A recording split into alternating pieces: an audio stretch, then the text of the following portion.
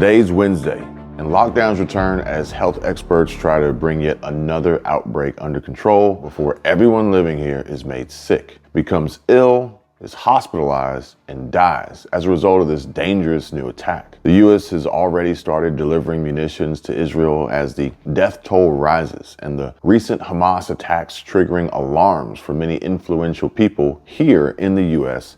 And I gotta tell you guys, what they've been preparing for and are now beginning to warn us all for what is coming next is very important news that you're not gonna wanna miss. And I will continue to provide you with the most up-to-date information and keep these podcasts coming to you also. You're provided with important facts, data, and the truth, albeit while I still can and am allowed to somewhat exercise freedom of speech here on this channel and this platform. However, I fear that won't last long and will not always be the case. I want to help you all avoid the traps that are constantly being set for us and dodge the pitfalls that they want to see us fall into so we can further add to their rapidly increasing victim body count. Please don't let that happen. Please don't become another statistic for them. And please help others avoid the same disastrous and treacherous fate. Show your support and click the link in the description and join me and Squirrel Tribe on Patreon. Your memberships are very much appreciated, and you can also sign up for free.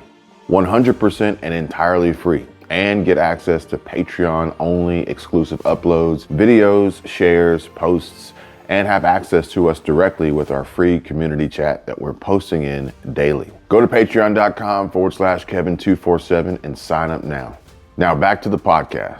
So a Southern Kentucky hospital was on lockdown, and officials said that they got a call of a man making threats with a gun at Chi St. Joseph Health in London, which immediately dispatched the London Police Department. The Laurel County Sheriff's Office and Kentucky State Police all responded to the scene, landlocked and no way out. They're facing a resurgence of cholera, prompting the government to implement stringent lockdown-style measures to contain the outbreak. With nearly 5,000 suspected new cases and a rising death toll, the situation has escalated since the outbreak began late last month. 99% of all these people living near the DZ in Zimbabwe are at severe risk, and the resurgence, attributed to unhygienic conditions and blocked sewers, necessitates immediate action to curb its spread and save lives. A spread that could reach a number of countries, including our own here, affecting Americans yet again, with another dangerous and severe, harmful outbreak that would put our own health at risk. The government has taken significant steps, including banning public gatherings without official approval and discouraging practices like handshakes and communal eating. Over in the worst affected areas, restrictions on funeral gatherings, limiting attendees to 50 people, and prohibiting food service aim to minimize the risk of infection for 99% of people. Warning, an important alert, so please pay attention. Cholera, an acute diarrheal illness caused by poor sanitation and contaminated water or food, poses a significant threat, and not just to Zimbabwe. And due to irregular access to clean water and sanitation infrastructure, it only makes things worse. The country's past experiences with cholera outbreaks, particularly the devastating 2008 epidemic that claimed thousands of lives, underscores the urgency of proactive measures. The World Health Organization has warned of increasing cholera risks exacerbated by climate change, with extreme weather events disrupting access to clean water and sanitation. Cholera transmission is linked to seasonal rain patterns and rising temperatures, making impoverished regions more vulnerable to outbreaks. Given the broader implications of the cholera crisis on regional and global health security, government mandates and strict enforcement of lockdown protocols are critical to mitigate the current outbreak and preventing future epidemics. Declared state of emergency. The entire West is now under an official state of emergency. Western Washington City declares state of emergency over an influx of immigrants. Hundreds of Venezuelan migrants crossed the Rio Bravo after the judge announced the suspension of Title 42 to request humanitarian asylum in the United States. And according to the numbers, there's been a massive spike in asylum seekers pouring in at over 4 times more the rate normally crossing the border. The mayor declared state of emergency to address the growing number of migrants that have weakened local churches as they grapple with the surge in asylum seekers and have no room left available for the actual church members to hold service for praise and worship. And the pastor at Riverton Park United Methodist Church said their resources are being stretched thin after the increase in people asking for help. In St. Lawrence County, the migrant crisis has resulted in an extension of state of emergency to November 5th. St. Lawrence County has extended a state of emergency initially declared in May due to the ongoing migrant crisis affecting New York City and nearby states. The extension announced on October 7th prolongs the state of emergency until November 5th. The county's decision comes in anticipation of a potential surge of migrants into the United States, which could lead to migrants being placed in the county. The state of emergency was first initiated to address concerns related to the expiration of the Title 42 order, which restricted migration into the United States from Canada or Mexico. The county is prepared to issue emergency orders if needed to protect life and property during this state of emergency. The extension follows Governor Kathy Hochul's executive order to extend the state's own state of emergency until October 23rd. St. Lawrence County has previously grappled with discussions about housing migrants, and there have been proposals to use facilities within the county for this purpose. However, the homeless, including war veterans who need aid and assistance, will likely not get any help from local or federal governments. JP Morgan, Jamie Dimon, and the bank employees. JP Morgan Chase Bank CEO Jamie Dimon expressed condolences for the tragedy in Israel due to the recent Hamas attack. But his words provide a clear and present danger and an important warning and message to bring alert to customers and their deposits. JP Morgan's Jamie Dimon says bank employees are safe for now, but bank stocks fall on the heels of Israel-Hamas war. Temporary relief and comfort provided as not to cause a mass scare and panic and to avoid bank runs, chaos, and contagion. Dimon assuring that bank employees in the country were safe over the weekend.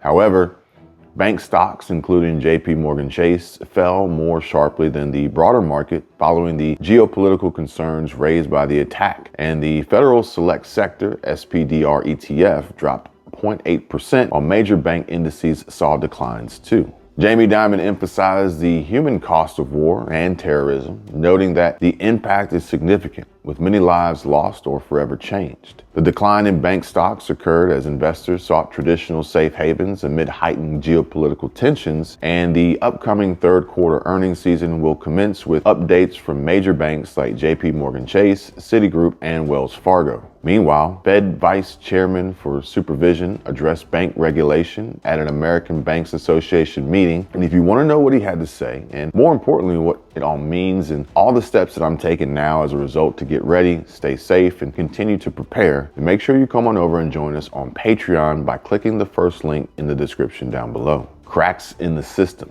Federal officials have issued a warning about a substantial safety violation and extremely and potentially dangerous possible meltdown. South Carolina nuclear plant gets warning over another cracked emergency fuel pipe. Federal officials have issued a significant safety warning regarding a South Carolina nuclear plant, citing recurring cracks in the emergency fuel line over the past 2 decades. These cracks could potentially impact the fuel supply to emergency generators that are critical for providing cooling water in case of an electrical failure. The U.S. Nuclear Regulatory Commission issued a yellow warning, the second most serious category, to plant owner Dominion Energy, highlighting the severity of the issue. And the repeated cracks in emergency fuel pipes are a cause for concern, especially considering the vital role these pipes play in ensuring the safety and proper functioning of emergency systems. A 24-hour test in November revealed a diesel fuel leak that raised further alarms, and this warning underscores the necessity of robust safety measures and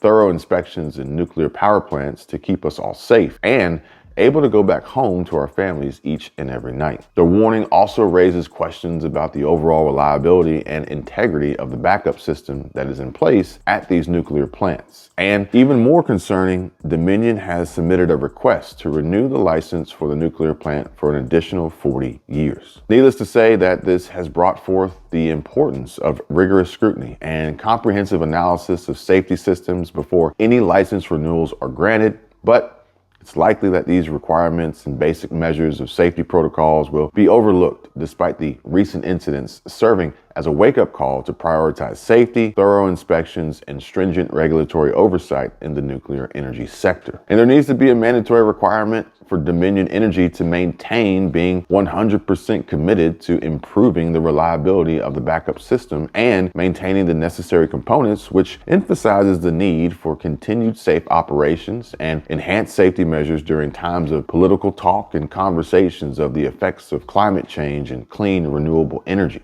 Final lockdown. Economic momentum slows. The Financial Times. Economic momentum slows to weakest levels since lockdown. And amid a backdrop of global conflict such as the Israel-Hamas war, the world economy is experiencing a slowdown, raising concerns about a potential hard landing. Geopolitical tensions in the Middle East have already triggered an increase in oil prices, intensifying worries about global inflation. And here in the U.S., rising interest rates are affecting confidence levels, further negatively impacting the economy. The situation is exacerbated by surging U.S. bond yields and market volatility, placing additional stress on the economy and causing anxiety for American savers. This economic stress is further amplified by the challenges posed by the ongoing pandemic, driving up inflation and adding to the pain experienced by individuals due to financial instability. In this environment, efforts to shore up the financial strength of global institutions like the World Bank and the IMF are crucial to counter China's growing influence and support developing economies. However,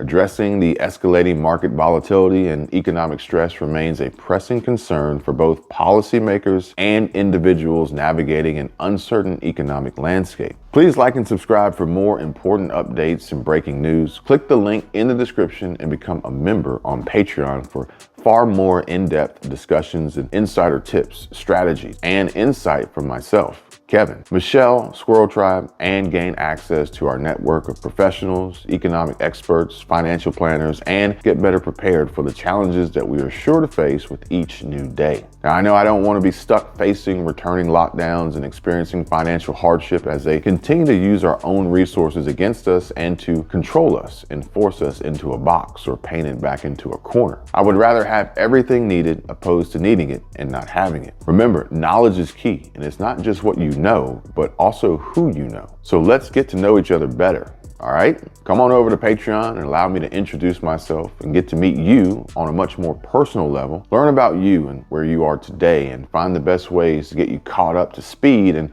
ready and prepared. Remember, knowledge is power. Be sure to send me a direct message once you signed up and joined. I really look forward to meeting you all and diving into these conversations even further. God bless, and thanks for watching.